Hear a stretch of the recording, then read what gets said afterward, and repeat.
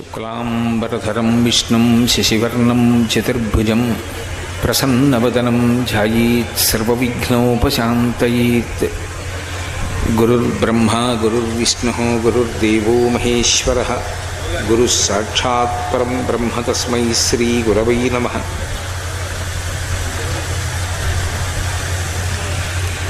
వ్యాసాయ విష్ణురూపాయ వ్యాసరూపాయ విష్ణవే నమో వై బ్రహ్మనిధయే వాసిష్ఠాయ నమో నమః. కూజంతం రామ రామేతి మధురం మధురాక్షరం ఆరుహ్య కవితాశాఖాం వందే వాల్మీకికోకిలం. శ్రుతిస్మృతిపురాణానాం ఆలయం కరుణాలయం నమామి భగవత్పాదశంకరం లోకశంకరం. వాగర్ధావివ సంపృక్తౌ వాగర్ధప్రతిపత్తయే జగతః పితరౌ వందే పార్వతీ పరమేశ్వరౌ. సూక్తిం సమగ్రయతున స్వయమేవ లక్ష్మీః శ్రీరంగరాజమహిషీ మధురైః కటాక్షైః. వైదగ్ధ్యవర్ణగుణగుంభనగౌరవైర్యాం కండూలకర్ణకుహరాः కవయోధయంతి. హైమోర్ధ్వపుండ్రమజహన్మకుటం సునాసం మందస్మితం మకరకుండలచారుగండం. బింబాధరం బహుళదీర్ఘకృపాకటాక్షం శ్రీవేంకటేశముఖమాత్మనిసన్నిధత్తాం. విమలపటి కమలకుటి పుస్తకరుద్రాక్షసస్తహస్తపుటి కామాక్షి పక్ష్మలాక్షి కలిత విపంచీ విభాసి వైరించి. మనోజవం మరుతతుల్యవేగం జితేంద్రియం బుద్ధిమతాం వరిష్టం. వాతాత్మజం వనరయూధముఖ్యం శ్రీరామదూతం శిరసా నమామి. ఆపదామపహర్తారం దాతారం సర్వసంపదాం లోకాభిరామం శ్రీరామం భూయో భూయో నమామ్యహం. హరి ఓం. పరమేశ్వర స్వరూపైన సభకి నమస్కారం. నేను నిన్న మీతో స్వామి విఘ్నేశ్వరుని యొక్క వైభవం గురించి ప్రస్తావిస్తున్నాను. ఆయనని తిన్నగా ఉద్దేశించి చేసేటటువంటి ప్రార్థనలు కొన్ని ఉంటాయి.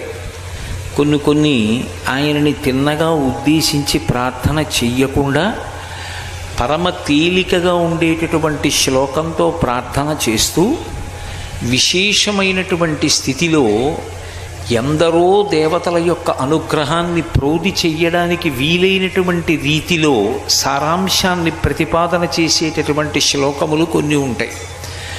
విఘ్నేశ్వర ప్రార్థన చెయ్యకుండా మనం ఏ కార్యక్రమాన్ని నిర్వర్తించాం. ఆదౌ పూజ్యో గణాధిప, అందరికన్నా ముందు పూజింపబడవలసినటువంటి వాడెవరు అంటే విఘ్నేశ్వరుడు. ఎందుచేత అంటే విఘ్నేశ్వర ప్రార్థన అన్న మాట ఎందుకు వస్తుందో అర్థం చేసుకోవాలి. ఆయనని ప్రార్థన చెయ్యకపోతే మనకి ఎందుచేత ఆ రకంగా విఘ్నాలు వస్తాయి అంటే గత జన్మలలో చేసుకున్నటువంటి పాపములు ఏవో ఉంటాయి. ఆ పాపములే ఇవాళ ఒక మంచి పని చెయ్యకుండా విఘ్నంగా అడ్డొస్తాయి. అలా అడ్డొచ్చినటువంటి విఘ్నాన్ని తొలగొయ్యాలి అంటే అది కేవలం మన ఒక్కళ్ళ చేతిలో ఉండదు. భగవంతుని యొక్క అనుగ్రహము కలిసి వస్తేనే సాధ్యం అవుతుంది. అప్పుడు విఘ్నేశ్వరుణ్ణి ఉద్దేశించి చేసినటువంటి ప్రార్థన వలన మనకందరికీ కూడా ఆయన అనుగ్రహం కలిగి ఆ విఘ్నములు తొలగిపోతాయి. విఘ్నము అంటే కార్యమును నాశనం చేసేటటువంటి శక్తి. అది తొలగిపోతే కార్యాల్ని మనం చక్కగా సక్రమంగా అనుకున్న రీతిలో పూర్తి చెయ్యగలుగుతాం.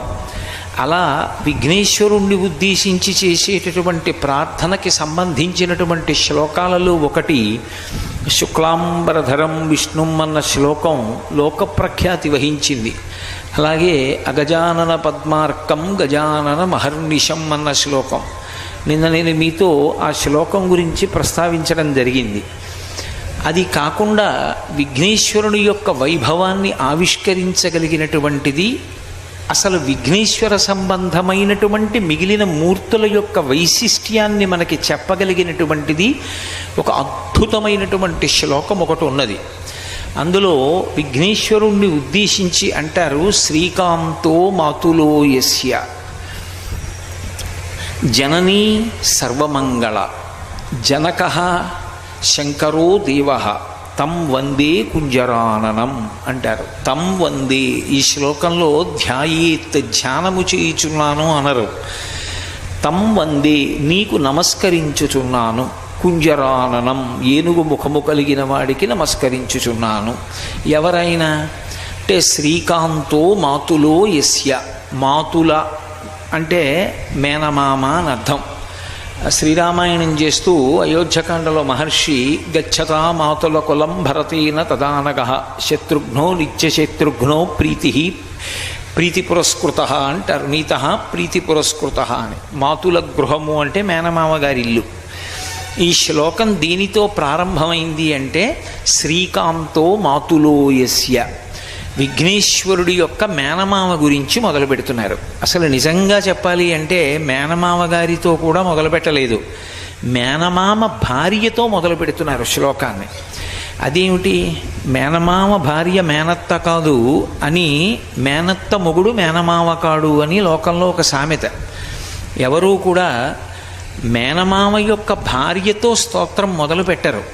కానీ ఇందులో శ్రీకాంతో మాతులో యస్య, ఆయనని ప్రార్థన చేస్తూ శ్రీకాంతుడు అని ప్రారంభం చేశారు.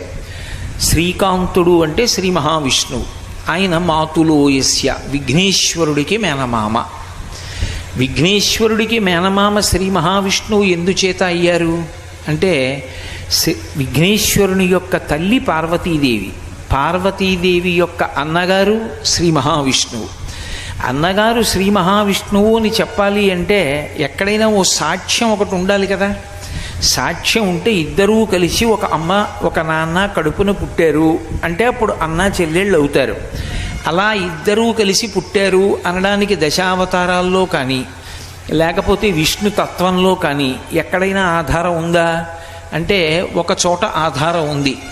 పరిపూర్ణావతారమైనటువంటి కృష్ణావతారం దేవకీ వసుదేవులకు ఎప్పుడు జన్మించాడో అప్పుడే పార్వతీదేవి యోగమాయ అన్న పేరుతో నందయశోదలకి కుమార్తెగా జన్మించింది. నందయశోదలకు కుమార్తె యోగమాయ పార్వతీదేవి అయితే కృష్ణ పరమాత్మ తరువాతి కాలంలో నందయశోదల దగ్గరే పెరిగి నందయశోదల్ని తండ్రి తల్లి అని పిలిచాడు. కృష్ణుడు నందయశోదల్ని తల్లిదండ్రులు అన్నాడు. పార్వతీదేవి యోగమాయగా పుట్టినప్పుడు నందయశోదల్నే తల్లిదండ్రులు అంది. ఇద్దరూ వాళ్ళనే తల్లిదండ్రులు అంటే ఇప్పుడు కృష్ణుడు పార్వతి ఏమవుతారు, అన్నా చెల్లెళ్ళు అవుతారు. పైగా మనకి దేవతల యొక్క తత్వాన్ని ఆవిష్కరింపచేయడం కోసమని వాళ్ళ యొక్క రంగులతో ఒక చిత్రమైనటువంటి సిద్ధాంతాన్ని ప్రతిపాదన చేస్తారు. శ్రీ మహావిష్ణువు యొక్క చెల్లెలు పార్వతీదేవి, అందుకే శ్రీ మహావిష్ణువుకి నారాయణ అని పేరు. ఆయన చెల్లెలు నారాయణి. శంకరుడు తెల్లగా ఉంటాడు, ఆయన చెల్లెలు సరస్వతి, ఆమె కూడా తెల్లగా ఉంటుంది. ఆయన చంద్రరేఖ ధరిస్తాడు, శారద చంద్రరేఖ ధరిస్తుంది. అందుకే శరజ్యోత్స్నా శుద్ధాం శశీయుత జటాజూట ముకుటాం వరత్రాసత్రాణ స్ఫటిక గుటికా పుస్తకరాం సకృన్నత్వా నత్వా కథమివ సతాం సన్నిధదతే మధుక్షీరద్రాక్షా మధురి మధురీణా ఫణితయ అంటారు శంకరాచార్యుల వారి సౌందర్యలహరిలో. సరస్వతీదేవి తెల్లటి బట్ట కట్టుకుని కిరీటం మీద చంద్రరేఖ పెట్టుకుంటుంది. పరమశివుడు తెల్లటి బట్ట కట్టుకుని కిరీటంలో చంద్రరేఖ పెట్టుకుంటాడు. సరస్వతీదేవి పరమశివుడు అన్నా చెల్లెళ్ళు, అందుకని ఇద్దరూ తెల్లటి రంగులో ఉంటారు. చతుర్ముఖ బ్రహ్మగారు ఎర్రటి రంగులో ఉంటాడు, లక్ష్మీదేవి ఎర్రటి రంగులో ఉంటుంది. అందుకని బ్రహ్మగారు లక్ష్మీదేవి అన్నా చెల్లెళ్ళు. బ్రహ్మగారి చెల్లెలు లక్ష్మీదేవిని శ్రీ మహావిష్ణువు వివాహం చేసుకున్నారు. శ్రీ మహావిష్ణువు చెల్లెలు నారాయణిని పరమశివుడు చేసుకున్నాడు. పరమశివుడు చెల్లెలు సరస్వతిని బ్రహ్మగారు చేసుకున్నారు. ఎందుకు ఇలా త్రిమూర్తి సంబంధం అంటే కుండ మార్పిడి ఉండకూడదు, దోషభూయిష్టం. అందుకని ముగ్గురు మూర్తుల మధ్యలో ఒక అనుబంధాన్ని చెప్తారు దాని చేత. ఇప్పుడు శ్రీకాంతో కృష్ణావతారమునందు కృష్ణుని యొక్క చెల్లెలు యోగమాయ పార్వతీదేవి. ఆ పార్వతీదేవి కృష్ణుడు అన్నా చెల్లెళ్ళు, అందుకని నారాయణ నారాయణి. వాళ్ళిద్దరికీ ఉన్నటువంటి అనుబంధం కేవలముగా ఏదో తల్లిదండ్రులకు పిల్లలుగా పుట్టిన కారణం చేత అన్నా చెల్లెళ్ళనిపించుకోవడమే కాదు, తత్వతః కూడా ఇద్దరు ఒకే ధర్మాన్ని నిర్వర్తిస్తూ ఉంటారు. స్త్రీ రూపంలో పార్వతీదేవి ఏం చేస్తుందో పురుష రూపంలో శ్రీ మహావిష్ణువు అదే చేస్తారు. ఒకలా చెప్పాలి అంటే పార్వతీదేవి పురుష రూపాన్ని పొందితే శ్రీ మహావిష్ణువు స్త్రీ స్వరూపాన్ని పొందితే పార్వతీదేవి. అందుకే విష్ణువు ఏం చేస్తారో అమ్మవారు అదే చేస్తుంది. విష్ణువు అవతార స్వీకారం చేస్తారు, అమ్మవారు అవతార స్వీకారం చేస్తుంది. విష్ణువు రాక్షస సంహారం చేస్తారు, అమ్మవారు రాక్షస సంహారం చేస్తుంది. విష్ణువు భక్తుల్ని రక్షిస్తారు, అమ్మవారు భక్తుల్ని రక్షిస్తుంది. విష్ణువు ధర్మ సంస్థాపన చేస్తారు, అమ్మవారు ధర్మ సంస్థాపన చేస్తుంది. విష్ణుమూర్తి యొక్క ప్రతిజ్ఞ ఏమి అంటే పరిత్రాణాయ సాధూనాం వినాశాయ చ దుష్కృతాం ధర్మ సంస్థాపనార్థాయ సంభవామి యుగే యుగే. ఎప్పుడెప్పుడు నేను ధర్మాన్ని పాడు చేసేటటువంటి వాళ్ళ యొక్క పీచ మణచవలసి వస్తుందో, ఎప్పుడెప్పుడు ధర్మాన్ని స్థాపించవలసి వస్తుందో అప్పుడప్పుడు అవతారం తీసుకుంటానంటాడు శ్రీ మహావిష్ణువు. అమ్మవారు యథా యథా హి సాధూనాం దుఃఖం భవతి దానవ తదా తేషాంచ రక్షార్థం దేహం సంధారయామ్యహం అంటుంది. ఎప్పుడెప్పుడు ధర్మాన్ని రక్షించవలసి వస్తుందో, ఎప్పుడెప్పుడు అధర్మాన్ని పట్టుకున్నటువంటి వాళ్ళని అణగద్రొక్కవలసి ఉంటుందో, ఎప్పుడెప్పుడు భక్తుల్ని కాపాడవలసి ఉంటుందో అప్పుడప్పుడు అవతారం తీసుకుంటానంటుంది అమ్మవారు. ఇప్పుడు అమ్మవారి యొక్క తత్వానికి విష్ణుతత్వానికి ఏమీ తేడా ఉండదు. ఇద్దరి యొక్క తత్వము ఒకటే. ఆయన నల్లగా ఉంటాడు, అమ్మవారు నల్లగా ఉంటుంది. అందుకే మేనకా హిమవంతులకు ఆమె జన్మించినప్పుడు కాళీ అని పేరు పెట్టారు. కాళ అంటే నలుపు, నల్లటి పిల్ల కనుక కాళీ అని పేరు పెట్టారు. విష్ణువు యొక్క వర్ణము పార్వతీదేవి యొక్క వర్ణము ఒక్కలాగే ఉంటాయి, రంగులు కూడా ఒకలా ఉంటాయి. కాబట్టి ఇద్దరూ తత్వతః చూసినప్పుడు ఒకే రకమైనటువంటి తత్వాన్ని ఆవిష్కరిస్తారు. ఇద్దరూ అన్నా చెల్లెళ్ళుగానే లోకంలో ప్రవర్తిస్తూ ఉంటారు. అసలు యథార్థంగా చెప్పాలి అంటే ఇన్ని మూర్తులు ఉండవు, ఉండేది ఒక్కటే స్వరూపం. అదే ఇన్ని మూర్తులుగా మారిపోతుంటుంది. ఏకస్త్వమేవ బహుధా భవభాసిలోకే నిశ్శంకధీర్ వృషభకేతన మల్లినాథ శ్రీభ్రామరి ప్రియ సుఖాశ్రయలోకనాథ శ్రీమల్లికార్జున విభో తవ సుప్రభాతం అంటారు. ఆ ఉన్న ఒక్క స్వామియే ఇన్ని మూర్తులుగా మారుతూ ఉంటాడు. ఎందుకు అలా మారడం? అదో సంతోషం. ఆయన అలా మారితే అన్ని కథలు వస్తే, అంత ధర్మ సంస్థాపన చేస్తే, అంత రాక్షస సంహారం చేస్తే ఆ వాంగ్మయం అంతా చదువుకుని మనం భగవంతుని యొక్క పాదముల యందు నిరతిశయమైనటువంటి భక్తిని పొందడానికి అవకాశం ఉంటుంది. ధర్మమునందు అనురక్తిని పొందుతాం. అందుకొరకు ఇంత వాంగ్మయాన్ని తీసుకొస్తాడు. అదంతా భగవంతుని యొక్క చరిత్ర. అమృతం తాగాలి అంటే నోటితో తాగాలి. అమృతం దొరుకుతుందని నమ్మకం లేదు, కానీ చెవులతో తాగే అమృతం ఒకటి ఉంది లోకంలో. అది నోటితో తాగరు, చెవుల గుండా లోపలికి వెడుతుంది. ఆ చెవుల గుండా లోపలికి వెళ్ళి మనసులో నిలబడిందనుకోండి అమృతం, సంసార భ్రమణ పరితాపోపశమనము కలుగుతుంది అన్నారు శంకరాచార్యుల వారు. అందుకే ఆయన మాట్లాడుతూ శివానందలహరి గురించి చెప్తూ ఒక మాట అంటారు. ఆ శివుని యొక్క కథలు చెవుల గుండా లోపలికి వెళ్ళాయనుకోండి, ఏం జరుగుతుంది ప్రయోజనం అంటే సంసార భ్రమణ పరితాపోపశమనం వసంతి మచ్చేతో హ్రదభువి శివానందలహరి అంటారు. ఆ చెవుల గుండా వెళ్ళినటువంటి కథలు, భగవత్కథలు ఇలా లోపలికి వెడుతూ ఉంటే ఇక్కడికి వెళ్ళి అవి తటాకంగా నిలబడితే అందులో గురుంకులిడుతున్నవాడెవడో వాడు సంసార భ్రమణ పరితాపోపశమనమును పొందుతాడు. అంటే బయటంతా ఎండాకాలంలో తిరిగి వస్తే ఒళ్ళు వేడిగా ఉంటుంది, చికాగ్గా ఉంటుంది, చెమట పట్టి తాపంగా ఉంటుంది. చల్లటి నీళ్లలో స్నానం చేశాడనుకోండి, అమ్మయ్యా అనిపిస్తుంది. భగవత్ కథలు చెవుల గుండా లోపలికి వెళ్ళి అమృత తటాకంగా నిలబడ్డాయనుకోండి, అందులో స్నానం చేస్తే అంటే అది వింటూ ఉంటే స్మరణకి తెచ్చుకుంటూ ఉంటే అది పునర్జన్మని తొలగతోస్తుంది, లేదా పునర్జన్మలను తగ్గించేస్తుంది. ఇక ఎక్కువ జన్మలు ఎత్తవలసిన అవసరం లేకుండా భగవంతుడికి దగ్గరైపోతాడు. అందుకే భాగవతంలో అమరేంద్రాదుల కొల్చు భంగి జనులబ్జాక్షు సేవించగా విమల జ్ఞాన విరక్తి ముక్తి నొసగున్ వేయేల భూనాథ తత్కమలాధీశు కథా సుధారస నదీ కల్లోల మాలా పరిభ్రమమెవ్వానికినైనా కర్ణయుగళీ పర్వంబు కాకుండునే అంటారు పోతన గారు. ఆ భగవంతుని యొక్క కథలను వింటున్నటువంటి వాడికి ఇక దేని మీద స్పృహ ఉండదు. ఆ సంతోషంతో భగవత్కథాశ్రవణం చెయ్యగా చిట్ట చివరికి మళ్ళీ పుట్టవలసినటువంటి అవసరాన్ని విశేషంగా తగ్గించేసుకుని ఆ జన్మలోనన్నా తరించచ్చు, లేదా ఉత్తర జన్మలలోనైనా తరించచ్చు. ఇన్ని రూపాలు భగవంతుడు పొందుతాడు అంటే దాని యొక్క ప్రయోజనం ఏమిటి అంటే ఆ వాంగ్మయాన్నంతటినీ కూడా మనం చదువుకుంటే గళంతి శంభోత్వచ్చరిత సదిత కిల్బిషరజో దళంతి ధీకుల్యాహస్సరణిషు పతంతి విజయతాం అంటారు శంకర్లు. అది చెవుల గుండా ఇలా లోపలికి వెడుతుంటే ఆ కథ భక్తి అనబడేటటువంటి అమ్మ శంఖంలో పట్టి లోపల పోస్తున్నటువంటి అమృతమనేటటువంటి పాలు. ఆ పాలు ఎవడు పుచ్చుకుంటున్నాడో వాడు నిరంతరము పరమ ప్రశాంతితో ఆ భగవత్ కథలు వినడం అనేటటువంటి స్పృహయందు భక్తి అనబడేటటువంటి అమ్మ ఒడిలో హాయిగా పడుకుని విశ్రాంతి తీసుకుంటూ ఉంటాడు. అందుకే ఇన్ని రూపాలని పరమేశ్వరుడు స్వీకరించి మనకి ఎన్నోసార్లు ధర్మ సంస్థాపన చేసి ఆయన యందు ధర్మమునందు పూనిక కలగడానికి వీలైన రీతిలో ఆ చరిత్రను మనకి అందజేస్తుంటాడు ఋషుల ద్వారా.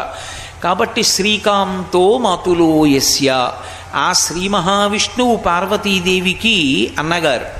అందుకని శ్రీకాంతో అంటే ఓ విఘ్నేశ్వర నీ మేనమామ గారు శ్రీ మహావిష్ణువు అని మొదలుపెట్టారు ఆ శ్లోకంలో. నేను అలా చెప్తే అది పరిపూర్ణం కాదు.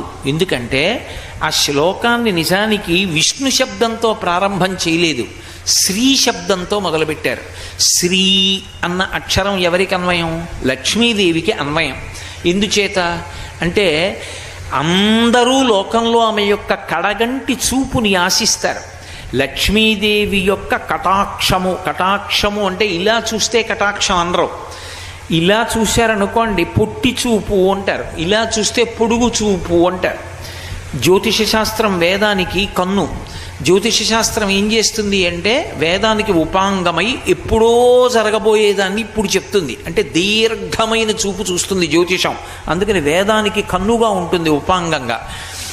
ఇలా చూసిన చూపు పొడుగు చూపు, ఇలా చూసిన చూపు పొట్టి చూపు. ఇలా చూస్తే సాధారణం. ఇలా చూస్తూ నేను మధ్య మధ్యలో ఇలా చూసుకుంటున్నాను అనుకోండి, అంటే ఇక్కడ ఏదో నాకు ప్రీతిపాత్రమైన వస్తువు ఉందని గుర్తు.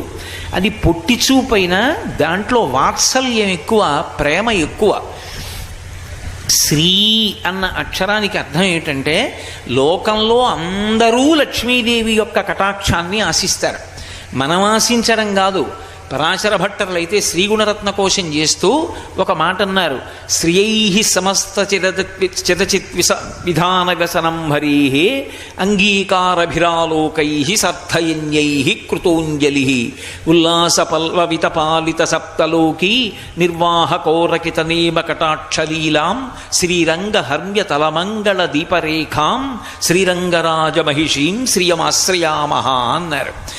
శ్రీ మహావిష్ణువు ఈ బ్రహ్మాండములన్నింటినీ కూడా సృష్టి చేసి ఒళ్ళంతా చెమటలు పట్టిన తర్వాత, ఇంత జీవరాశి ఏర్పడిపోయిన తర్వాత ఒకసారి ఇలా లక్ష్మీదేవి వంక చూస్తాట. ఆవిడ ఆయన వంక చూసి అందనుకోండి, బాగా చేశావయ్యోయ్ అందనుకోండి. శ్రియై సమస్త చిదచిద్విధాన వ్యసనం హరీ అంగీకారభిరాలోకై సార్థయన్యై కృతోంజలి. అమ్మయ్య నేను పడ్డ కష్టం అంతా తీరిపోయిందంటట. లక్ష్మీదేవి ఇలా అన్నంత మాత్రం చేత అంత కష్టపడేటటువంటి విష్ణువే ఆనందాన్ని పొందుతారు.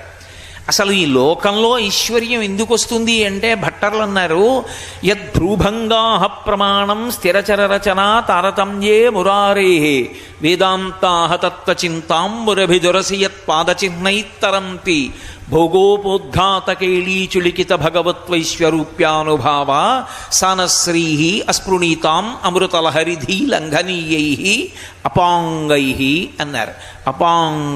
అపాంగై అంటే పొట్టి చూపు, ఇలా చూడడం. ఆమె కొడుకు చతుర్ముఖ బ్రహ్మగారు సృష్టికర్త. గత జన్మలో ఒక వ్యక్తి ఏవో కొన్ని పనులు చేశాడు, కొంతకాలం అయిన తర్వాత శరీరం వదిలేశాడు. మళ్ళీ ఆ వ్యక్తిని ఇంకొక శరీరంలోకి పంపాలి. బ్రహ్మగారు పుర్రె పట్టుకొని లలాట లిఖితారేఖా పరిమాస్త్రం నశక్యతే, ఆయన నుదుటి మీద ఏది వ్రాస్తాడో దాన్ని చెరపడం ఎవరికీ సాధ్యం కాదు. అన్నీ రాసేస్తాట. వీడికి ఆయుర్దాయం ఎంత ఉండాలి, వీడికి పాండిత్యం ఎంత ఉండాలి, వీడెంత పొడుగుండాలి, ఎంత లా ఉండాలి, ఎంత ఆరోగ్యంగా ఉండాలి, అన్నీ రాసేసి ఐశ్వర్యం అన్న దగ్గరికి వచ్చేటప్పటికి అమ్మ వంక చూస్తాట, ఇలా లక్ష్మీదేవి వంక. లక్ష్మీదేవి అడుగుతుందంటే ఈ పుర్రె గతంలో ఎవరిది అని అడుగుతుంది. అమ్మా, ఈ పుర్రె గతంలో ఈ పేరుతో తిరిగేది లోకంలో, ఆ పుర్రె శరీరం వదిలేసింది, ఇప్పుడు మళ్ళీ పంపిస్తున్నాం, ఎంత పెట్టమంటావు ఐశ్వర్యం అంటాడు. ఆ పుర్రె గతంలో ఏ పేరుతో ఉందో విందనుకోండి అమ్మవారు, విన్నప్పుడు అని ఊరుకుందనుకోండి దరిద్రుడు అని రాస్తాడు. అదే ఆ పేరు వినగానే ఆవిడ అని ఇలా కనుబం ఎత్తిందనుకోండి, వాడా ఎంత భక్తుడురా, ఎంత సేవ చేశాడు వాడు అని ఇలా పైకెత్తిందనుకోండి, యద్భ్రూభంగా ప్రమాణం స్థిరచర రచన తారతమ్యే మురారే. ఎవరి పేరు విన్నప్పుడు ఆవిడ కనుబమ ఎత్తిందో వాడు మహదైశ్వర్యవంతుడవుతాడు. లక్ష్మీస్తథ రథ తురంగ గజేన యుక్తాహ అంటాడు రావణాసురుడు. ఇంటి ముందు రథాలు, ఏనుగులు, పెద్ద పెద్ద గుర్రాలు నిలబడి అవన్నీ కూడా ఘీంకారము సకిలింపు చేస్తూ ఉండేటటువంటి పెద్ద ఐశ్వర్యవంతుడవుతాడు. ఆమె కనుబమ ఎత్తలేదా దరిద్రుడైపోతాడు. ఆ తల్లి యొక్క అపాంగమునకు, ఆ తల్లి యొక్క కడగంటి చూపునకు అంత శక్తి ఉంది. అందుకే లోకమంతా ఏం కోరుకుంటుందంటే ఆవిడ కడగంటి చూపు మన మీద పడితే చాలు, అమ్మవారు ఒక్కసారి ఇలా చూస్తే చాలు మన వంక అని కోరుకుంటారు. అందుకని ఆవిడికి శ్రీ లక్ష్మి అని పేర్లు. ఆవిడేం కోరుకుంటుందిట అంటే, ఆవిడేం కోరుతుందంటే నా వంక నా భర్త శ్రీ మహావిష్ణువు ఒక్కసారి చూస్తే చాలు అని ఆవిడ కోరుకుంటుంది. ఎప్పుడు హరిప్రియత్వాన్ని ఆవిడ కోరుతుంది తప్ప ఆయన ఆవిడ మీదకొచ్చి చెయ్యేశాడనుకోండి, ఆవిడ మళ్ళీ చెయ్యెత్తి ఆయన మీద వెయ్యదు. ఆయన చెయ్యి వేస్తే ఆవిడ మురిసిపోతుంది అంతే.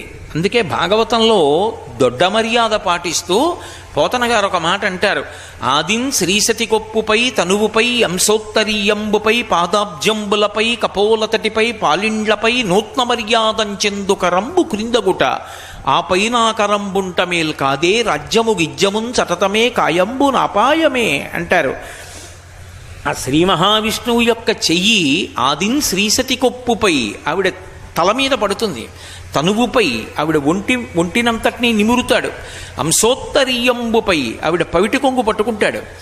గజేంద్రమోక్షణ సన్నివేశంలో అమ్మవారి యొక్క పవిటి కొంగు పట్టుకుని తన వెంటన్ సిరిలచ్చి వెంటనవరోధవ్రాతముందాని వెనక పక్షీంద్రుడు ధన కౌమోదికి శంఖచక్రణికాజంబులు ధజనీకాంతుడు తావొచ్చి రొయ్యన వైకుంఠ పురంబునన్ కలుగువా రాబాల గోపాలమున్నని ఆయన కొంగు పట్టుకుని వెళ్ళిపోతుంటే లక్ష్మీదేవి ఆయన వెంట వెళ్ళిపోలా, అందుకని కొంగు పట్టుకుంటాడు, బుగ్గలు నిమురుతాడు, ఆమె పాదములు కూడా పట్టుకుంటాడు.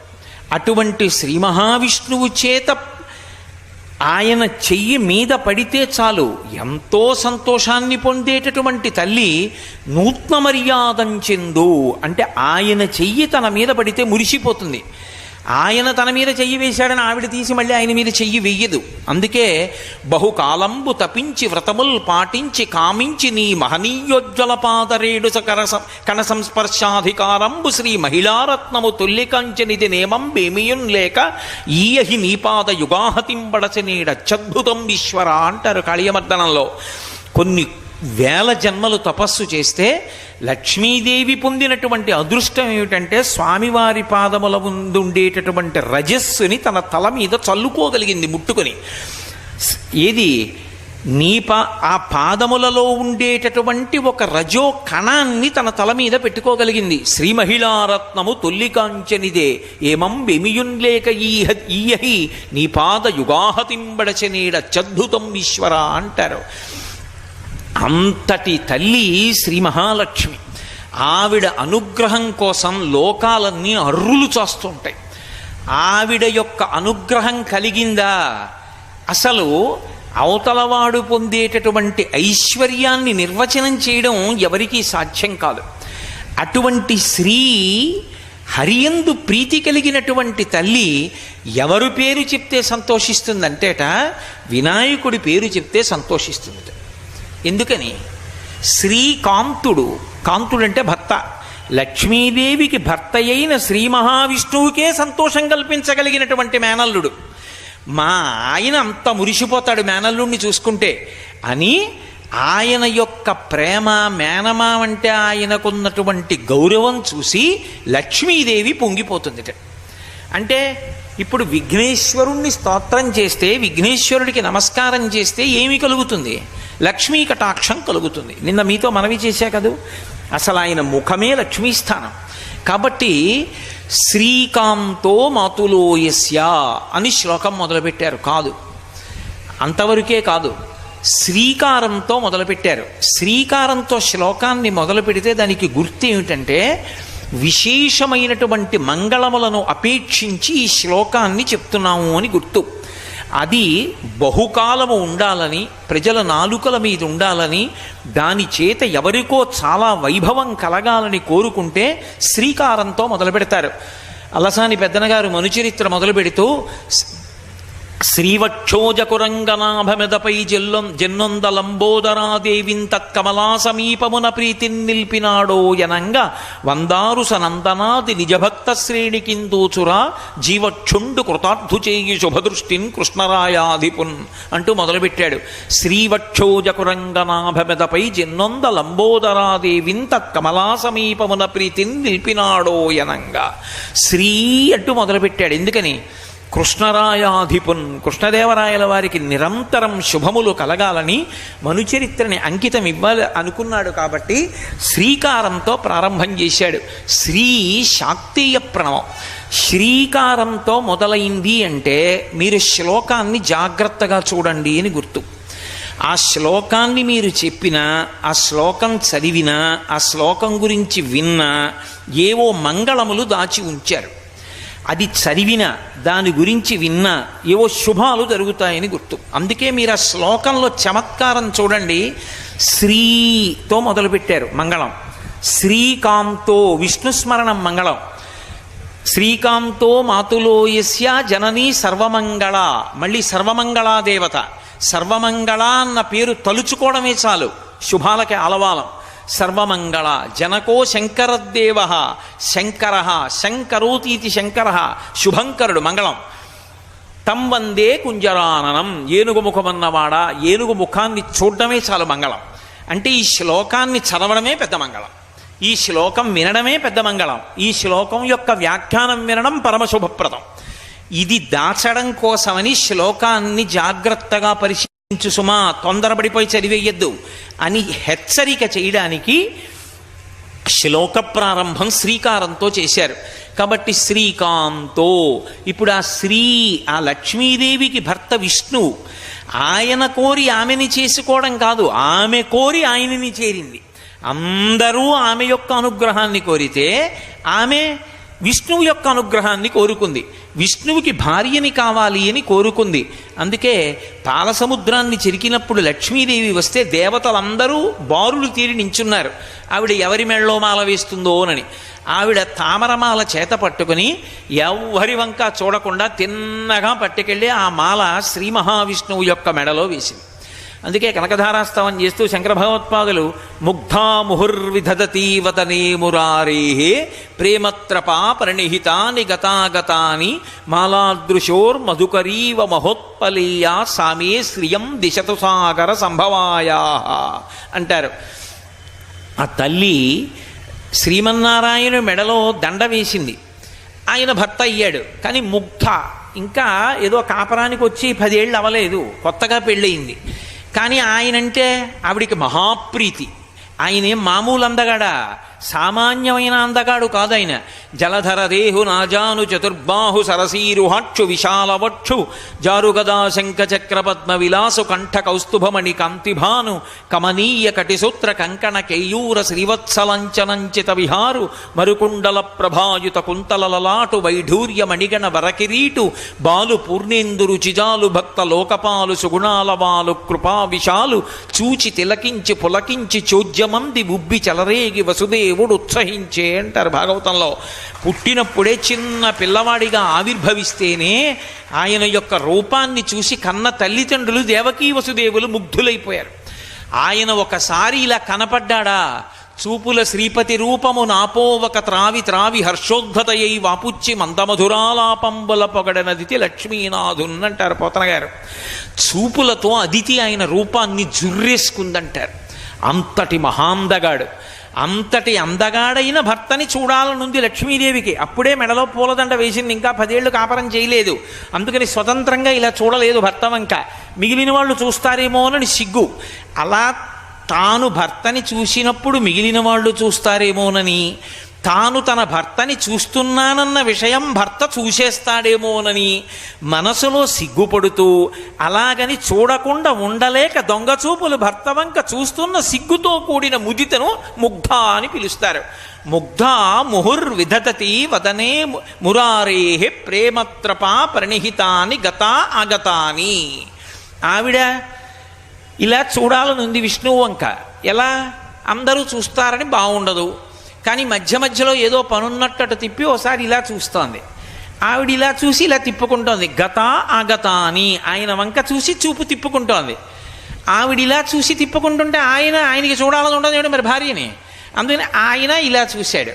ఆయన ఇలా చూస్తే ఈవిడ చూసేస్తోందన్న విషయం ఆయన చూసేశాడని సిగ్గుపడిపోయింది. సిగ్గుపడిపోతే మరింత ఎర్రబడిపోయింది. ముగ్ధాముహుర్విదతి వదనే మురారే ప్రేమత్రపా పరినిహితాని గతాగతాని మాలా దృశోర్మధుకరీవ మహోత్పలేయ. ఆవిడ వెళ్ళి వస్తున్న చూపులు ఎలా ఉన్నాయంటే మాల కట్టి విష్ణువు యొక్క మెడలో వేసినట్టున్నాయి. అంత ప్రీతి ఆ లక్ష్మీనారాయణుల యొక్క జంట అంత అన్యోన్యంగా, అంత అద్భుతంగా ఉంటుంది. కాబట్టి శ్రీకాంతో లక్ష్మీ సంబంధంతో చెప్పారు తప్ప కేవలం విష్ణువు యొక్క నామం చెప్పాలి అంటే లక్ష్మీ సంబంధం లేకుండా కూడా చెప్పచ్చు. కానీ శ్లోకంలో లక్ష్మీనారాయణుల యొక్క ఒండురుల ప్రీతిని ఆవిష్కరించాలి. 2, అసలు లక్ష్మీదేవికి విఘ్నేశ్వరుడు అంటే ఎంత ప్రేమో చూపించాలి. అందరికన్నా అంత ప్రేమగా ఉండడానికి అవకాశం లేని వ్యక్తి ఎవరు? మేనమామ పెళ్ళాం. మేనమామకి ప్రేమ ఉంటుందేమో, మేనమామ భార్యకి అంత ప్రేమ ఎందుకు ఉంటుంది? కానీ మేనమామకున్న ప్రేమ కన్నా కూడా ఎక్కువ ప్రేమ మేనమామ భార్య అయిన లక్ష్మీదేవికి విఘ్నేశ్వరుడంటే. ఎందుకని? తన భర్తకి ఆ విఘ్నేశ్వరుడంటే అంత ప్రీతి. విఘ్నేశ్వరుడికి మేనమామ అంటే అంత గౌరవం. అందుకే శ్రీకాంతో ఆ శ్లోకంలో ప్రారంభం చేయడంలో అంత గాంభీర్యం ఉంది. ఏమిటి ఆవిడికి అంత ఇష్టం? ఎందుకు వినాయకుడు ఏం చేశాడు శ్రీ మహావిష్ణువుకి అంటే, మహాపతివ్రతల యొక్క లక్షణం ఏమిటంటే తమకేదో చేశాడని సంతోషించరు, తన భర్త పట్ల గౌరవం ఉన్నవారిని చూసి సంతోషిస్తారు. విఘ్నేశ్వరుడికి ఏమిటి మేనమామ మీద ఉన్న గౌరవం అంటే, లోకంలో రాజశబ్దం దక్షిణాదిన ఒక్క పరమశివుడికే ఉండేది. ఎందుకంటే ఆయనకి నటరాజు అని పేరు. దక్షిణాదిలో ఉన్నటువంటి ఒక్క రాజుగారు ఎవరంటే నటరాజు చిదంబరంలో పరమశివుడు ఒక్కడే. అయ్యో, రాజశబ్దం మా నాన్నగారికి ఒక్కరికే ఉంది, మా మామయ్యకి రాజశబ్దంతో ఇక్కడ లేదు దక్షిణాదిలో, మా మామయ్య కూడా రాజశబ్దంతో ఉండాలనుకున్నాడు. ఒకానొకప్పుడు రామచంద్రమూర్తి పట్టాభిషేకం అయిపోయిన తర్వాత రంగనాథమూర్తిని విభీషణుడికి ఇచ్చారు. విభీషణుడు లంకాపట్టణానికి తీసుకెళ్ళిపోతున్నాడు రంగనాథస్వామిని. తీసుకెళ్ళిపోతున్నప్పుడు కావేరీ నది ఒడ్డుకొచ్చాడు. సంధ్యావందనం చేయవలసినటువంటి సమయం ఆసన్నమైంది. సంధ్యావందనం విడిచిపెట్టకూడదు, చేసి తీరాలి. కాబట్టి సంధ్యావందనం చేసుకోవాలంటే ఎలా? ఆచమనం చేయాలి, అర్ఘ్యం ఇవ్వాలి. అందులో సాయంకాలం వేళ గాయత్రి జపం కన్నా అర్ఘ్యానికి ప్రధానం ఎక్కువ.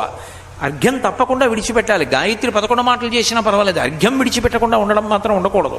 ఒకవేళ ఏ కారణం చేతనైనా అర్ఘ్యం వదిలిపెట్టకపోతే మళ్ళీ అర్ఘ్యం ఇచ్చిన వాళ్ళ దగ్గరికి వెళ్ళి తీర్థం పుచ్చుకునే వరకు ఏమీ తినకూడదు. సంధ్యావందనానికి అంత శక్తి. కాబట్టి సంధ్యావందనం చేయాలి. సంధ్యావందనం చేయాలంటే సాయం సమయం అయిపోతోంది, అర్ఘ్యం విడిచిపెట్టేయాలి. 2 చేతులు అవసరం. ఆచమనం చేయాలన్నా 2 చేతులు అవసరం. ఎలా? చేతిలో మూర్తి ఉంది, మూర్తిని భూమి మీద పెట్టకూడదు, భూమి మీద పెడితే కదలదు. అందుకని మనం కూడా ఏదైనా మూర్తిని తీసుకొచ్చి నేల మీద పెట్టకూడదు. నేల మీద పెడితే వెంటనే రాక్షస పూజ అయిపోతుంది. అప్పుడు ఇక అది మళ్ళీ ఆ మూర్తి మనకి అనుగ్రహించే అవకాశం ఉండదు, రాక్షసానుగ్రహం జరుగుతుంది. కాబట్టే ఏదో ఆకో ఏదో వేసి పెడతారు తప్ప ఏమీ వేయకుండా నేల మీద మూర్తులు ఉంచకూడదు. కాబట్టి అటు ఇటు చూశాడు. పట్టుకునే వాళ్ళు ఎవరు? చూశాడు విఘ్నేశ్వరుడు. ఓహో, మా మామయ్య విగ్రహం వెళ్ళిపోతోందిరా, మా మామయ్యని తీసుకెళ్ళిపోతున్నాడు లంకాపట్టణానికి. ఈ దేశం విడిచిపెట్టి వెళ్ళకూడదు, ఎందుకని ఇది కర్మభూమి, వేదభూమి, ఇక్కడ ఉండాలి ఆ మూర్తి. ఇక్కడ నుంచి లంకకి వెళ్ళిపోతే ఎలా ఆలోచించాడు. గబగబా బ్రహ్మచారి వేషంలో వెళ్ళాడు. చూశాడు. ఓయ్ పిల్లాడా ఇలారా అన్నాడు. గబగబా వెళ్ళాడు. ఏం కావాలి నీకు? కాసేపు నేను సంధ్యావందనం చేసుకొస్తాను, స్నానం చేసి సంధ్యావందనం చెయ్యాలి, ఈ మూర్తిని పట్టుకుంటావా చేత్తో అన్నాడు. తప్పకుండా పట్టుకుంటానన్నాడు. విభీషణుడు పాపం విఘ్నేశ్వరుడి చేతికి ఇచ్చాడు. చేత్తో పట్టుకున్నాడు విఘ్నేశ్వరుడు. ఆయన స్నానం చేసి సంధ్యావందనానికి వెళ్ళాడు. అర్ఘ్యం ఇస్తుండగా లేవకూడదు మధ్యలో. ఆయన అర్ఘ్యం ఇస్తున్నాడు. 3 మాటల్లో ఒక మాట వదిలిపెట్టాడు. రెండో మాట వదిలిపెట్టాలి.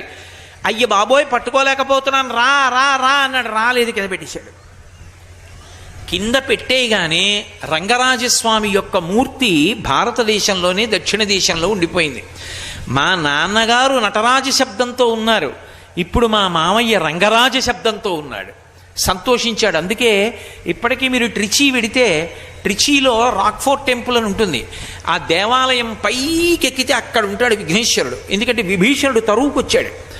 ఎవర్రా నువ్వు ఈ విగ్రహాన్ని ఇక్కడ పెట్టేశావని. ఎవరికి అందకుండా కొండ పైకెక్కి కూర్చున్నాడు. అయినా ముట్టికాయ కొట్టాడంటారు. ఆ పైకెక్కి కూర్చున్నాడు విఘ్నేశ్వరుడు. అందుకే పైకెక్కి పూజ చేస్తారు.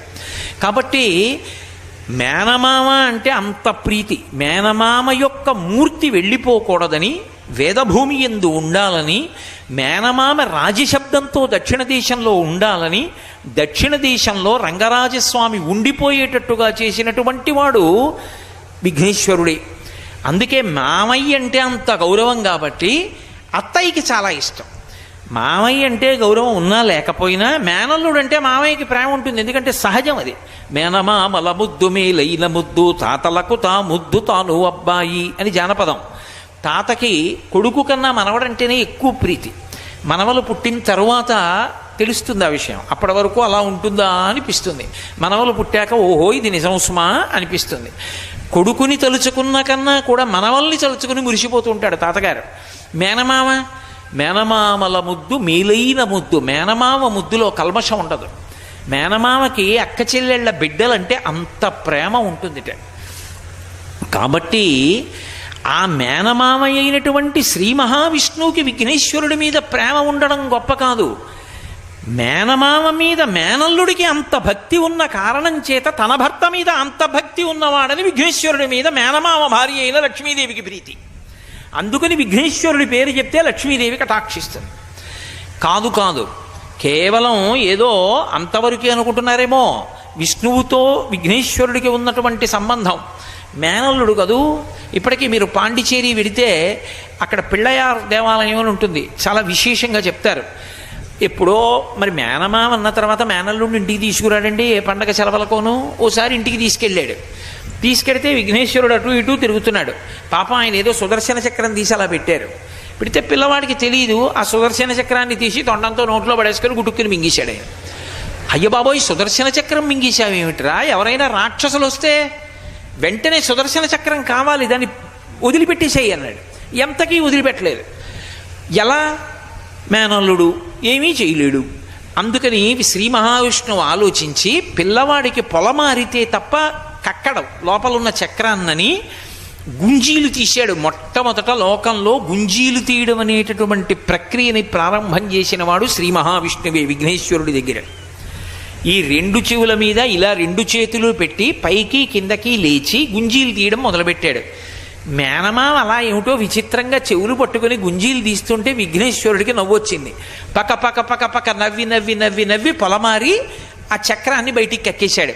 అమ్మయ్య అంతే చాలరానా ఆ చక్రాన్ని ఏదో కడుక్కుని మళ్ళీ చేతికి తగిలించుకుని ఆయన బయలుదేరాడు. కాబట్టి మేనల్లుడంటే విష్ణువుకి అంత సహజమైన ముద్దు. విఘ్నేశ్వరుడికి మేనమామ గారంటే ఎంత ప్రీతి అంటే ఇప్పటికీ ఆ రామేశ్వరం క్షేత్రానికి దర్శనానికి వెళ్ళినప్పుడు సక్రమంగా దర్శనానికి వెళ్ళడము అంటే దానికి ఒక మార్గం ఉంటుంది. రామేశ్వరం క్షేత్రానికి వెళ్ళేటప్పుడు తిన్నగా రామేశ్వరం వెళ్ళిపోకూడదు. అందుకే రామేశ్వరం వెడతానని సంకల్పం కూడా చేయకండి అంటారు. ఈశ్వరుడు అనుగ్రహించి రామేశ్వరం పంపాలని కోరుకోండి అంటారు. రామేశ్వర క్షేత్ర దర్శనానికి వెళ్ళే ముందు తొండి వెళ్ళాలి. తొండి అని ఒక క్షేత్రం. ఆ తొండి అదే శంకర భగవత్పాదాచార్య స్వామివారు స్తోత్రం చేశారు గణేశ పంచరత్నం అని. ఆ గణేశ పంచరత్న స్తోత్రం తొండిలో ఉన్న విఘ్నేశ్వరుడి మీదే చేశారు. ఆ తొండి విఘ్నేశ్వర క్షేత్రంలో విఘ్నేశ్వరుడు ఉంటాడు. అలాగే కొంచెం ముందుకు వెడితే ఉప్పూరు అని ఒక క్షేత్రం. ఈ రెండిటికి మధ్యలో నవపాషాణం ఉంటుంది. నవపాషాణం నవగ్రహ క్షేత్రం. ఈ మూడు చూస్తే తప్ప రామేశ్వరం వెళ్ళరు. అసలు సశాస్త్రీయంగా ప్రయాణం చేసేవాళ్ళు ముందు తొండి పెడతారు. తొండి నుంచి నవపాషాణం, నవపాషాణం నుంచి ఉప్పూరు, ఉప్పూరు నుంచి రామేశ్వరం పెడతారు. ఎందుచేత అంటే తొండి విఘ్నేశ్వర క్షేత్రం. తొండియందు పరమశక్తివంతుడై ఉంటాడు విఘ్నేశ్వరుడు. ఆ తొండి దగ్గర నుంచి సేతుబంధనం చెయ్యాలనుకున్నాడు రామచంద్రమూర్తి. ఆ లంకాపట్టణం మీదకి యుద్ధానికి వెళ్ళవలసి ఉంటే సముద్రం మీద సేతువు ఇక్కడి నుంచి కడతానని ప్రారంభం చేసి, ఎంత మేనల్లుడైనా తాను నరుడిగా ఉన్నాడు రాముడిగా. రాముడు నరుడిగా ప్రవర్తించాడు తప్ప నేను దైవాన్నని ఎక్కడా ప్రకటించలేదు. కేవలము 16 గుణములు కలిగినటువంటి నరుడని చెప్పారు వాల్మీకి మహర్షి కూడా. అందుకే కోన్వస్మిన్ సంప్రదం లోకే గుణవాన్ కశ్చ వీర్యవాన్ ధర్మజ్ఞశ్చ కృతజ్ఞశ్చ సత్యవాక్యో దృఢవ్రతః చారిత్రేణి చ కౌయుక్తః సర్వభూతేషు కోహితః విద్వాన్ కః కస్సమర్థశ్చ కశ్చైక ప్రియదర్శనః ఆత్మవాన్ కో జితక్రోధో ద్యుతిమాన్ కో ననసూయకః కస్య బిభ్యతి దేవాశ్చ జాతరోషస్య సంయుగే అని అడిగారు. ఈ 16 గుణములు పరిపూర్ణముగా కలిగిన మనుష్యుడు ఈ కాలమునందెవరు అని అడిగారు వాల్మీకి మహర్షి ఆ నారదుణ్ణి అడిగినప్పుడు. కాబట్టి 16 గుణములతో శోభించినటువంటి పరిపూర్ణమైనటువంటి మనుష్యుడు రాముడు. అందుకే రామాయణం చదివేటప్పుడు రాముడు మనుష్యుడు అని చదివారనుకోండి, ధర్మానుష్ఠానానికి రాముణ్ణి ఉదాహరణగా తీసుకోవడం తేలికవుతుంది. రాముడు దేవుడు అని రామాయణం చదివితే రాముడు దేవుడు కాబట్టి ధర్మాన్ని అనుష్ఠానం చేశాడు. మనుష్యుణ్ణి నేనెక్కడ ధర్మానుష్ఠానం చేస్తాను అని ధర్మానికి దూరం అవుతాం. అందుకే రామాయణం చదివేటప్పుడు రాముడు నరుడు అని జ్ఞాపకం పెట్టుకు చదవండి అని చెప్తారు పెద్దలు. అటువంటి పరిపూర్ణావతారమైనటువంటి రాముడు అంత పెద్ద సేతుబంధనం చేసి శత్రువు మీద యుద్ధానికి వెళ్ళేటప్పుడు ఏ దేవతల్ని ఆరాధన చెయ్యాలో ఆ దేవతల్ని ఆరాధన చెయ్యకుండా వెళ్ళడు. అందుకే తొండిలో విఘ్నేశ్వరుణ్ణి ఆరాధించడానికి వెళ్ళాడు. విఘ్నేశ్వర స్వామి ప్రత్యక్షమై రామచంద్రమూర్తితో, మామయ్య ఇక్కడి నుంచి కాదు, ఇక్కడి నుంచి సేతువుని కడితే చాలా దూరం అవుతుంది, కష్టం అవుతుంది, కాలము విలంబనమవుతుంది కట్టడం. పైగా అది తిన్నగా రావణాసురుడి కోట ముందుకి వెళ్ళదు. అదే ఇక్కడి నుంచి నవపాషాణం దాటి ఉప్పూరు వెడితే ఉప్పూరు నుంచి సేతు నిర్మాణం చేస్తే అది తిన్నగా లంకాపట్టణంలో రావణుడి యొక్క కోట ఎదురుగుండా వెడుతుంది. శ్రమ తక్కువ, కాలం తక్కువ. అందుకని ఉప్పూరు నుంచి వెళ్ళమన్నాడు. అయితే ఉప్పూరు నుంచి సేతుబంధనం చేస్తానని రామచంద్రమూర్తి వెడుతూ నవపాషాణం దగ్గర నవగ్రహాలకి ప్రదక్షిణం చేశారు. ప్రదక్షిణం చేసి పూజ చేసి తర్వాత ఉప్పూరు వెళ్ళి ఉప్పూరు నుంచి సేతుబంధనం చేశారు. అప్పటి నుంచి ఇప్పటికీ కూడా రామావతారం తర్వాత సీతమ్మని పొందింది, పట్టాభిషేకమైంది, లోకాన్ని పరిపాలనం చేశాడు. ఇప్పటికీ రామనామం అంత గొప్పదైంది. పరిపాలనము అంటే రామరాజ్యాన్ని ఉదాహరణగా చెప్తాం. మా మేనమామ అంత కష్టపడ్డాడు ఆ రోజుల్లో. ఆయన భార్యని అపహరించి రావణాసురుడు తీసుకుపోయినా సరే ధర్మం తప్పకుండా అంత కష్టపడి వెళ్ళి యుద్ధం చేసి తెచ్చుకున్నాడు తప్ప మహానుభావుడు నా మేనమావ ధర్మాన్ని విడిచిపెట్టలేదని. అప్పటి నుంచి ఇప్పటికీ కూడా రాముడు ఎంత కష్టాలలో ఉన్నాడో, సేతుబంధనం ఎంత కష్టపడి చేశాడో జ్ఞాపకానికి తెచ్చుకొని నాకు అవే జ్ఞాపకానికి వస్తుంటాయి. అందుకే నాకు ఎండ వాన అన్న వాటితో సంబంధం లేదు. నాకు ఇక్కడ గుడి కట్టవద్దు, నాకు ఇక్కడ శిఖరం పెట్టవద్దు. ఎండకి వానకి నేను తడిసిపోయేటట్టు, ఎండ నా మీద పడిపోయేటట్టు ఇలాగే ఉంచమని అడుగుతాట విఘ్నేశ్వరుడు. అందుకే తొండి యందు ఉప్పూరి యందు విఘ్నేశ్వరుడికి దేవాలయం ఉండదు. ఎండకి ఎండ, వానకి వాన, చలికి చలి, మూడు పడిపోతుంటాయి. ఎందుకని? విష్ణువు ఎప్పుడో రామావతారంగా వచ్చి కష్టపడ్డారని తలుచుకుని ఇప్పటికీ అలాగే ఉంటాడు ఆయన. మేనమామ యొక్క కష్టానికి అంత కదిలిపోయినవాడు, మేనమామ కష్టంలో ఉంటే సలహా ఇచ్చి ఉపకరించినటువంటి వాడు. అందుకే మేనమామ పట్ల అంత భక్తి, గౌరవము, ఆదరబుద్ధి కలిగినటువంటి వాడు. ఇన్ని కలిగినవాడు కాబట్టే లక్ష్మీదేవికి విఘ్నేశ్వరుడంటే అంత ప్రీతి. మా ఆయనంటే అంత ప్రేమ ఈ మేనల్లుడికి. ఆవిడ మహాపతివ్రత, నిత్యానపాయని, అసలు ఆయన్ని విడిచిపెట్టి ఉండదు ఆవిడ. అంతటి మహాపతివ్రత. అందుకు కదూ గోపరాజు గారు దాశరథి శతకం చేస్తూ శ్రీరమ సీతగాగ నిజసేవక బృందము వీరవైష్ణవాచార జనంబుగాగ విరజానది గౌతమిగాగ వికుంఠమున్నారయ భద్రశైల శిఖరగ్రముగాగ వసించు చేతనోద్ధారకుడైన విష్ణుడవు దాశరథి కరుణాపయోనిధి అంటారు. శ్రీరమ సీతగాగ, ఆయన ఎప్పుడైనా అవతార స్వీకారం చేసి భూమండలం మీదకి వస్తే ఆయన్ని విడిచిపెట్టి ఉండలేక నిత్యానపాయనైనటువంటి అమ్మవారు కూడా కదిలి ఏదో ఒక రూపాన్ని తీసుకుని వెంట వస్తుంటే, కాబట్టి ఆ తల్లి ఒకనాడు శ్రీ మహావిష్ణువు రామచంద్రమూర్తిగా ఈ భూమండలం మీదకి అవతరిస్తే తాను కూడా సీతామహాలక్ష్మి అన్న పేరుతో అవతరించి అయోనిజగా పుట్టి నరకాంతగా పతివ్రతగా రామచంద్రమూర్తి ఇల్లాలుగా ప్రవర్తించి మహాపతివ్రత ధర్మాన్ని లోకానికి ఆవిష్కరించి చూపించింది. అటువంటి తల్లి భర్త పట్ల అంత ప్రీతి కలిగినటువంటి తల్లి, అంతటి మహాపతివ్రత ఆమె తన భర్త పట్ల అంత ప్రేమ కలిగినటువంటి మేనల్లుడి పట్ల ప్రీతి ఎందుకు కలిగి ఉండదు? అందుకే విఘ్నేశ్వరుడికి నమస్కారం చేస్తే పరమ ప్రీతిని పొందుతుంది లక్ష్మీదేవి. ఆయనకి నమస్కరించారా లక్ష్మీ కటాక్షం కలుగుతుంది. లక్ష్మీ కటాక్షానికి విఘ్నేశ్వరుడికి సంబంధమేమి అన్న విషయాన్ని, ఆ అయోమయాన్ని తొలగదోయగలిగినటువంటి ఇతివృత్తములు విష్ణువుతో విఘ్నేశ్వరుడికి ఉన్న సంబంధాన్ని ఆవిష్కరిస్తాయి పురాణాలు. అసలు నేను మీతో ఒక పరమసత్యం చెప్పాలంటే, విఘ్నేశ్వరుని యొక్క చవితి నాడు చదవవలసినటువంటి కథ అంటూ ఏదైనా ఉంటే శమంతకోపాఖ్యానం ఒకటే. మీరు విఘ్నేశ్వరోత్పత్తి చదివారా చదవలేదా? ఆయన భూమికి ప్రదక్షిణం చేసిన విషయం చదివారా చదవలేదా? ఆయన విఘ్నాధిపత్యం పొందిన విషయం మీరు చదివారా చదవలేదా? వీటితో సంబంధం లేదు. సంబంధం అంతా ఎక్కడ అంటే కేవలంగా శ్రీకృష్ణ పరమాత్మకి విఘ్నేశ్వరుడికి ఉన్న సంబంధంతో కూడుకున్న శమంతకోపాఖ్యానాన్ని ఒక్కదాన్నే చదవాలి. ఎందుకని? కథ చదవండి అంటే ఎక్కడెక్కడవో శివమహాపురాణంలోనివి ఇంకో దాంట్లోవి తెచ్చి చదివారా చదవలేదా అని అడగలేదు కల్పంలో. చదివితే తప్పని నేను చెప్పట్లేదు, కానీ చదివి తీరవలసినది మాత్రం శమంతకోపాఖ్యానం. శమంతకోపాఖ్యానం ఎవరితో సంబంధం? ఒక్క కృష్ణుడితోటే సంబంధం. అందులో పార్వతీదేవి సంబంధం కానీ పరమశివునితో సంబంధం కానీ ఎక్కడా లేదు. మీరు శమంతకోపాఖ్యానాన్ని యథార్థంగా చదివితే విష్ణు పురాణంలో పరాశర మహర్షి అందించారు. వేదవ్యాసుడి తండ్రి పరాశర మహర్షి ఈ లోకానికి చేసినటువంటి మహోపకారాలు రెండు. ఒకటి విష్ణు పురాణాన్ని ఇచ్చారు, ఆ విష్ణు పురాణమే భాగవతానికి ఆధారమైంది. రెండవది వేదవ్యాసుణ్ణి ఈ లోకానికి అందించాడు.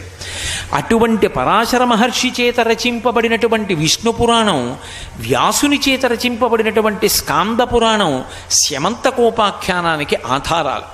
నిజానికి శ్రీకృష్ణుడు ఎందుచేత నీలాప నిందలు పొందవలసి వచ్చింది అంటే, ప్రసేనుడితో కలిసి ఆయన వేటకి వెళ్ళాడు. సత్రాజిత్తు సూర్యుడి యొక్క అనుగ్రహంతో శమంతకమణిని సంపాదించాడు. సంపాదించినటువంటి శమంతకమణి రోజు బంగారం ఇస్తుంది. బంగారం ఒకటే కాదు, దానికి ఒక లక్షణం ఉంది.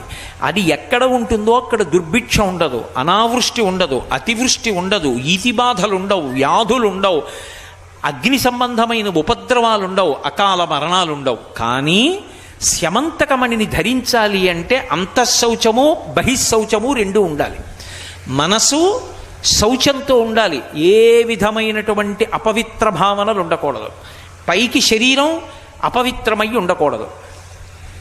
ఆ సత్రాజిత్తు శమంతకమణిని ధరించి వస్తుంటే సూర్యుడు వస్తున్నట్లుగా అనిపించింది. కృష్ణ భగవానుడు పిలిచన్నాడు, ఆయన తలుచుకుంటే ఇవ్వలేడు. శ్రీహప్పతి లోకానికి మార్గదర్శనం చేయడానికి దేశాభ్యున్నతి కొరకు ఆ మణిని నువ్వు తీసుకెళ్ళి ఉగ్రసేనుడికి ఇవ్వయా, అది పెట్టే బంగారంతో దేశాభివృద్ధి చేస్తాడు మహారాజు అన్నాడు. కృష్ణుడు అడిగాడు, అసలే చిన్నతనం నుంచి వెన్న దొంగ అని పేరు, తన దగ్గర మణి ఎత్తుకుపోతాడేమోనని కృష్ణుడి పట్ల అపవిత్రమైన భావన చేశాడు సత్రాజిత్తు. చేసి మణిని పట్టుకెళ్ళి తన తమ్ముడు ప్రసేనుడికి ఇచ్చాడు. ఎందుకైనా మంచిది, వీడు జాగ్రత్తగా ఉంచుతాడని. ప్రసేనుడు వేటకు బయలుదేరాడు. ప్రసేనుడితో కృష్ణుడు కూడా వెళ్ళాడు. అది భాద్రపద మాసంలో వచ్చినటువంటి శుక్లపక్ష చవితి ప్రదోష వేళ అయింది. ఈ ప్రసేనుడు శరీర శోధనకి వెళ్ళాడు. శరీర శోధన అంటే మూత్ర విసర్జన చేయడం. మూత్ర విసర్జన చేశాడు. అరణ్యంలో కాళ్ళు కడుక్కోవడానికి అవకాశం లేదు. మూత్ర విసర్జన చేసి కాళ్ళు కడుక్కోకుండా, చేతులు కడుక్కోకుండా, ఆచమనం చేయకుండా కనీసం కాళ్ళు కడుక్కోకపోతే అపవిత్రత వస్తుంది శరీరానికి. వాడు ఉత్తమ కర్మలకు పనికిరాడు. అది అపవిత్రత వస్తుంది కాబట్టి ఏ పవిత్రమైనటువంటి చోటుకి ఇక అంగీకరింపబడడం. ఈ మధ్యనే నేను కరీంనగర్ జిల్లాలో మంధని దగ్గర ఒక నృసింహక్షేత్రానికి వెళ్ళాను. అందులో ఏమిటంటే శరీరానికి అపవిత్రత ఉంటే నరసింహస్వామి వారి గడప దాటి లోపలికి రానివ్వరు. ఒక వ్యక్తి అప్పటిదాకా పూజ చేసుకుని బయటికి వెళ్ళి మూత్ర విసర్జన చేసి కాళ్ళు కడుక్కోకుండా లోపలికి రాబోయేట. అంతే వెనక్కి విరుచుకు పడిపోయాడు. ముఖం మీద నీళ్లు చల్లి లేపి ఏం జరిగిందంటే మూత్ర విసర్జన చేశాను, లోపలికి రాబోయానన్నాడు. కాళ్ళు కడుక్కున్న తర్వాత లోపలికి వెళ్ళగలిగాడు. కాబట్టి కాళ్ళు కడుక్కోకపోతే శౌచం ఉండదు. ఆ ప్రసీనుడు మూత్ర విసర్జన చేసి కాళ్ళు కడుక్కోలేదు. కడుక్కోకుండానే శమంతకమణిని ఒంటి మీద ఉంచుకున్నాడు. అలా అపవిత్రత ఉంది కాబట్టి ఇప్పుడు చంపేస్తుంది శమంతకమణి. అందుకని సింహం వచ్చి ప్రసేనుడిని చంపేసింది. అది ప్రదోష వేళ, చీకటి పడిపోయింది, కనపడలేదు ప్రసేనుడు. చీకట్లో ఏం వెతుకుతానని కృష్ణుడి ఇంటికి వెళ్ళిపోయాడు. ప్రదోష వేళలో ప్రసేనుడి కోసమని తలెత్తి చూస్తుండడంలో ఆకాశంలో చంద్రుడు కనబడ్డాడు. ఆ చంద్రుడు కనబడ్డాడు కాబట్టి నీలాపనిందలు కృష్ణుడికి రావాలి. ఇప్పుడు పాపం ఆయన ఇంటికి వెళ్ళిపోయాడు. నిన్నను అడిగాడు మణి, ఇవాళ ఇవ్వలేదు, అందుకని చెప్పేసి నా తమ్ముణ్ణి ఆయనే చంపేశాడన్నారు. మరునాడు ప్రసేనుడి యొక్క బంధువులందరినీ వెంట పెట్టుకుని కృష్ణ పరమాత్మ అరణ్యంలోకి వెళ్ళారు. ఎంత చమత్కారం అనుకుంటున్నారు. శ్రీకృష్ణావతారంలో బహుశः శమంతకోపాఖ్యానంలో ఆయన పడినన్ని కష్టాలు ఏ విషయంలోనూ పడలా. తీరా వెళ్ళేటప్పటికి ప్రసేనుడి గుర్రం చచ్చిపోయి ఉంది, ఎముకలు మాత్రమే ఉన్నాయి. ప్రసేనుడు లేడు, ప్రసేనుడి ఎముకలున్నాయి. ప్రసేనుడి యొక్క ఆభరణాలన్నీ ఉన్నాయి, శమంతకమణి లేదు. కృష్ణుడు అన్నాడు, ఇది బహుశः ఏదో క్రూర మృగం తినేసింది మాంసం అంతా, అందుకే ఎముకలున్నాయన్నాడు. అంటే వచ్చిన వాళ్ళు అన్నారు, కృష్ణుడి మీద అనుమానం కదూ ప్రసేనుడి బంధువులకి, సత్రాజిత్తు బంధువులకి. అవునులే, నిన్న రాత్రి నువ్వు చంపేసి శమంతకమణి ఎత్తుకుపోయావు, అందుకే అదొక్కటే లేదు, మిగిలిన నగలు ఉన్నాయి. నువ్వు చంపి వెళ్ళిపోయావు, రాత్రి సింహం తినేసింది, చంపింది మాత్రం నువ్వే. అమ్మబాబోయ్, ఎలా ఈ నీలాపనింత తప్పించుకోవడం? మళ్ళీ బయలుదేరాడు. గుర్రపు అడుగుజాడల దగ్గర సింహపు అడుగుజాడలు కనపడ్డాయి. ఇదిగో సింహం చంపింది అని సింహం వెంట బయలుదేరాడు. మేం చెప్తున్నది అదే, సింహమే వచ్చి తినేసింది, చంపింది నువ్వు అన్నారు. సింహం అడుగుజాడల వెంట వెడితే భల్లూకం అడుగుజాడలు కనపడ్డాయి. భల్లూకం అడుగుజాడలు పట్టుకుని వెడితే ఓ గుహలోకి వెళ్ళాడు. గుహలోకి వెళ్ళడానికి కటిక చీకటి కాంతేది నీలమణి, ఆయన దేహకాంతి ఆయనకి దీపమైంది. కృష్ణం వందే జగద్గురుం. ఆ గుహలోకి వెళ్ళాడు. ఓ మంచి యవ్వనంలో ఉన్న పిల్ల ఓ పిల్లవాణ్ణి ఆ ఊయలలో పడుకోబెట్టి ఊపుతోంది. దాని మీద శమంతకమణి కట్టుంది. ఆ ఊయలలో ఉన్న పిల్ల, చంటి పిల్లని ఎందుకు పెళ్లి చేసుకుంటాడండి కృష్ణుడు? ఏం చేసుకుంటాడు పెళ్లి చేసుకుని? ఆ పిల్లని పెళ్లి చేసుకున్నాడని రాయకూడదు. ఆ ఊయలలో ఉన్న పిల్లవాడు జాంబవంతుడి కొడుకు, వాడి పేరు సుకుమారుడు. యవ్వనంలో ఉండి ఊయల ఊపుతున్న పిల్ల దాది కాదు, ఆమె జాంబవతి, జాంబవంతుని కూతురు. విష్ణు పురాణంలో పరాశర మహర్షి స్పష్టంగా చెప్పారు. ఆమె కృష్ణుణ్ణి చూసింది గుహలోకి వస్తూ ఉండగా. చూస్తూనే ఆయన ముగ్ధమోహన రూపం చూసి ఆకర్షింపబడి అమ్మ బాబోయ్, తెలియక వచ్చేస్తున్నాడు, ఇంత అందంగా ఉన్నాడు, పరపురుషుడు లోపలికి వచ్చాడని తెలిసిందా? నిద్రపోతున్న మా నాన్న లేచొస్తాడు జాంబవంతుడు. లేచొచ్చాడా? యుద్ధం చేస్తాడు. చేస్తే ఈయన్ని చంపేస్తాడేమో, ఇంత అందంగా ఉన్నాడు, బహుశः శమంతకమణి కోసమే వస్తున్నాడు. ఈ మణి ఇక్కడికి ఎలా వచ్చిందో నేను ఈయనకి చెప్తున్నట్టుగా కాకుండా పాట పాడతాను, పాట ద్వారా గ్రహిస్తాడని ఆవిడంది. సింహ ప్రసేనమవధీహి సింహో జాంబవతాహత సుకుమార కమారోధీహి తవ హేషా శమంతక అంది. సుకుమారక అంటే ఓ పిల్లాడా, ఆ ఉయ్యాల్లో పడుకున్న తమ్ముడు. వాణ్ణి చూసింది. సింహ ప్రసేనమవధీహి, సింహం ప్రసేనుణ్ణి చంపింది, ప్రసేనుణ్ణి జాంబవంతుడు చంపాడు, జాంబవంతుడు శమంతకమణి తెచ్చాడు, అదిగో వేలాడుతోంది. ఓ పిల్లాడా, అది నీకేరా, ఏడవకంది. అంటే ఏమిటి దాని అర్థం? పిల్లాడికి అర్థమవుతుంది నా చంటి పిల్లాడికి, వచ్చిన కృష్ణుడికి చెప్పాలని, నాన్నకి తెలియకూడదు చెప్తున్నట్టు. ఏడుస్తున్న పిల్లాడికి మణిని చూపించి చెప్తున్నట్టు పాట పాడింది. లేచి రానే వచ్చాడు జాంబవంతుడు. వచ్చాడు. యుద్ధం ప్రారంభమైంది. 21 రోజులు జరిగింది. అప్పుడు అర్థమైంది, గత జన్మలో రామచంద్రమూర్తిని యుద్ధం వరమడిగాడు. యుద్ధం కూడా కాదు, యథార్థానికి కౌగిలించుకుంటానని అడిగాడు. హనుమకొక్కరికే కటాక్షించారు. నీ శరీర ఆలింగనం కావాలి, ఇంత అందంగా ఉంటావు కదా, పుంసాం మోహన రూపాయ పుణ్యశ్లోకాయ మంగళం, రామా నిన్ను కౌగిలించుకుంటానన్నాడు. ఈ జన్మలో ఆ సుఖం, ఆ ఆలింగనం ఒక్క సీతమ్మకి, పరులకు ఇవ్వను.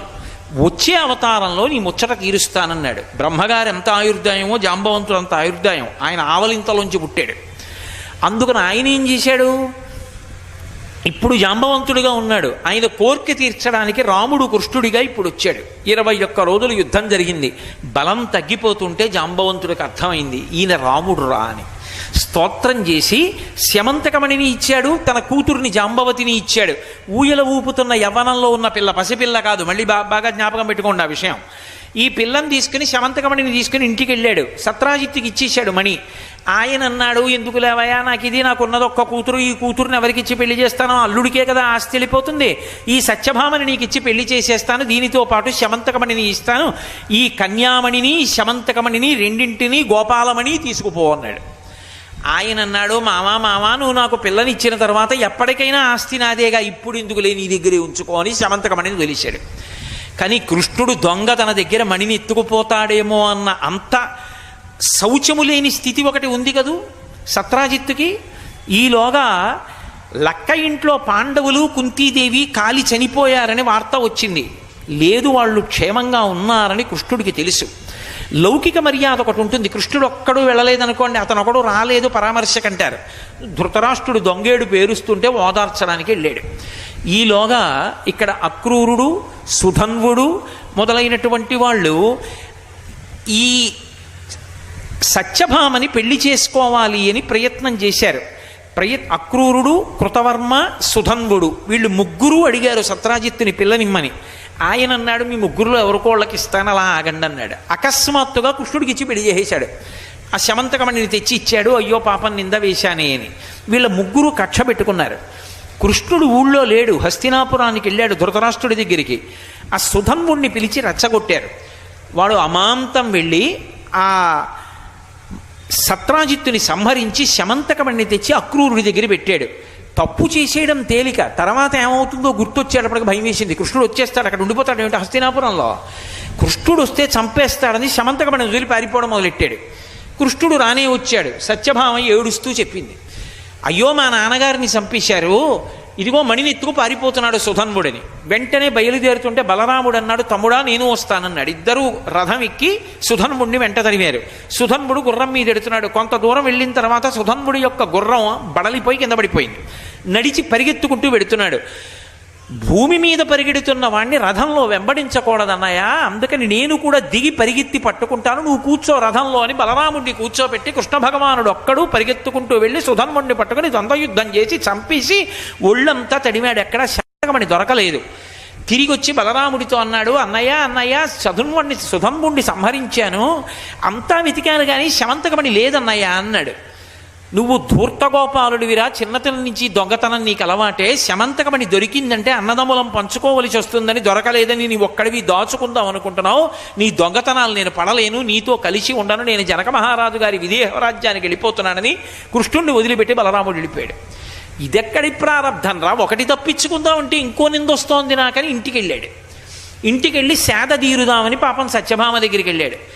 ఆవిడంది, మా నాన్నగారు కదా మీకు శమంతకమణి ఇచ్చారు, సత్యభామ తండ్రి శమంతకమణి ఇచ్చాడు అంటే జాంబవతి ఏముంటుంది, అసలు మా నాన్నగారు కదూ జాంబవంతుడు కదూ, ప్రసేనుండి సంహరించి తీసుకొచ్చింది మా నాన్నగారు, గెలుచుకున్నారు వీరత్వంతో, గెలుచుకుని అది ఇచ్చారు, మా నాన్నగారు ఇస్తే సత్యభామ తండ్రి ఇచ్చారంటారేంటి మీరు అని. సత్యభామ తండ్రి ఇచ్చాడనేటటువంటి కీర్తి జాంబవతి ఒప్పుకోదని, జాంబవతి మీద ప్రేమతో ఆ మణి కనపడలేదని చెప్తున్నారు. మీరు జాంబవతి దగ్గర పెట్టారు, నా దగ్గరికి వచ్చారు అని సత్యభామ నిందించింది. అమ్మబాబో ఇదెక్కడ కూడా అనుకుని జాంబవతి దగ్గరికి వెళ్ళాడు. ఆవిడంది, మా నాన్న ప్రసేనుణ్ణి చంపి మణిని తీసుకొచ్చాడు, నన్ను మణిని మీకు ఇచ్చాడు, కానీ మా నాన్నగారు మణినిచ్చారు అంటే సత్యభామ నొచ్చుకుంటుంది. అసలు సత్రాజిత్తు కదా సూర్యుడి దగ్గర నుంచి తెచ్చాడని, కీర్తి ఆయనకి కట్టబెడదామని మణి పోయిందని చెప్పి సత్యభామ దగ్గర దాచారు. పాపం మా నాన్నగారు ఇచ్చిన మణి వాళ్ళ నాన్నగారు ఇచ్చినట్టు చెప్పాలనుకుంటున్నారు. మీది తప్పని జాంబవతి చెప్పి పొడిచింది. ఇదేమిటి ఎక్కడికి వెడితే అక్కడే నిందలే, అసలు శమంతకమనే ఇది అనుకునేలోగా అది ఎక్కడుందో కనపడలేదు. ఎక్కడుందో అక్రూరుడి దగ్గర ఉంది. అక్రూరుడు ఏం చేశాడు, ఆ మణి చేత్తో పట్టుకున్నాడు. పట్టుకున్న తర్వాత చిచి కృష్ణ భగవానుడికి దూరం అయ్యాను, తప్పు పని చేశానని మనశ్శాంతి కోసం కాశీ వెళ్ళిపోయాడు. కాశీ వెళ్ళేటప్పటికి మనశ్శాంతి కలిగింది, మళ్ళీ భక్తి కలిగింది, అంతఃశౌచం కలిగింది, బహిశౌచం కలిగింది. రోజు పెట్టిన బంగారంతో అన్నదానం చేస్తున్నాడు. కాశీ పట్టణం సస్యశ్యామలంగా ఉంది. ఇక్కడ కృష్ణ భగవానుడికి లేనిపోని నిందలన్నీ వచ్చి తలపట్టు కూర్చున్నాడు. ఓ రోజున నారదుడు వచ్చాడు. ఏమిటి నారదా, ఎంత ప్రయత్నం చేసినా పోకపోగా నింద మీద నింద, నింద మీద నింద వస్తోంది, ఏమిటిదంతా అని అడిగాడు. ఏమీ తెలియని వాళ్ళే, సర్వజ్ఞుడయ్యుండి కూడా. నారదుడు అన్నాడు, ప్రసేనుడితో కలిసి వేటకెళ్ళినప్పుడు భాద్రపద శుక్లపక్ష